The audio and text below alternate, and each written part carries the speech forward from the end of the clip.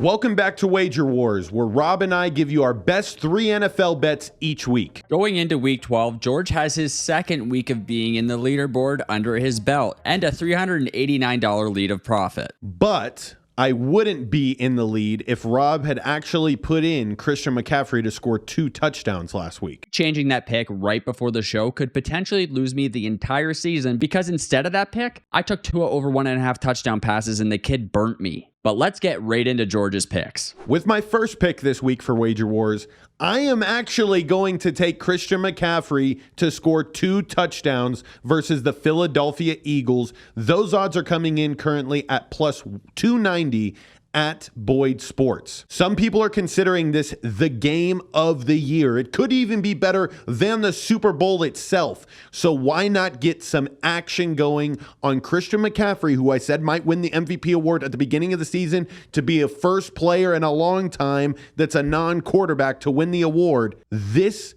is a statement game.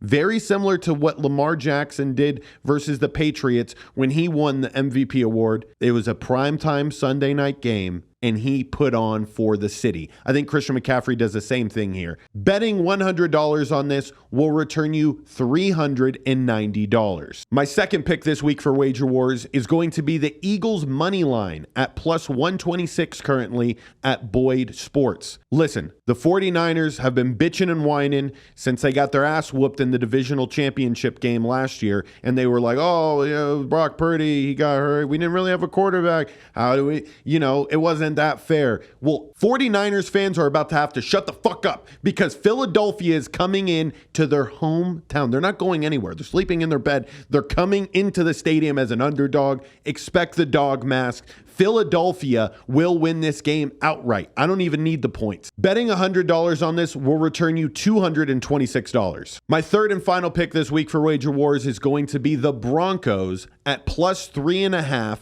Those odds are coming in at minus 115 at Boyd Sports. There has been some recent speculation as to why the Broncos have been playing so well recently. And rumors have it that Sean Payton has once again started Bountygate. They have been targeting more. The fines are going up. The Broncos are winning games. It's the Sean Payton way. If it worked in New Orleans, it's going to work with the Broncos. They're playing a rookie quarterback, and if Bountygate is true, CJ Stroud may not make it through that entire game. I love the Broncos here. $100 bet on this will return you $186.96. With all 3 of my bets this week, I'm able to return $802. God, if I go 3-0, Rob, you're fucked. Well, to start off my picks for this week, George, you're a piece of shit. But I got to talk about a team that I said on Nick Diaz's show that I thought was going to be terrible, and they're just not that bad. And that is the Indianapolis Colts. In the Colts game, we're going to go under 143.5 for the total. This comes in at minus 115 at Patano. So a $100 bet here will return me $186.96.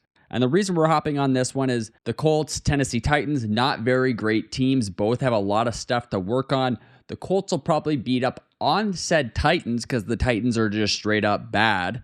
However, getting over that 43.5 doesn't seem like a huge possibility to me because I think the Titans are going to have a very low team total. Now, I almost attacked that. However, the Colts could have one of their lukewarm days where we see them score 21 points, say the Titans manage 10, and then that's it. And then right after that, we'll go into my second pick, and it's Thursday night. We're looking at Seattle versus Dallas, and I'm expecting Dallas to do their bullying thing against this, beat-up Seahawks team. We're going Lockett under 48.5 receiving yards. This comes in at minus 110 at BetMGM. So a $100 bet here will return us $190.91. And the reason why I like this bet is it had EV on it. And it was one of the few plays this week that I saw that I really liked, and it had a 3% or higher EV. So we're going with those picks that if I bet them all year long term, I'm guaranteed to be profitable. So I'm going to try and edge George out by the end of the year. Do you like my emphasis on edge? And next up, and quite fitting that I have the 2009 Super Bowl ball in my hands because the Pittsburgh Steelers won. And if you know me, I like the Pittsburgh Steelers to win the first quarter a lot. Have they done it? No. Do they have a new offensive coordinator? Yes. Did they finally get over 400 yards? Yes. So we're going to hop on this Pittsburgh may not be as bad as we thought train. However, I got to be honest with you on this one. We're going Pittsburgh on the first quarter spread, so there's no push here. At plus 107, it has EV, and the line on this is probably already moved. And it happened last week too with the Steelers' first quarter money line. It got run over. $100 bet here pays out 207, and we're just going to go with the thing that we've been trying to do a bunch, and eventually if I keep doing it, I will look smart. Now this week, because I'm just trying to go with that positive EV edge and hope that long-term George makes a few bad bets, I can return $584 this week.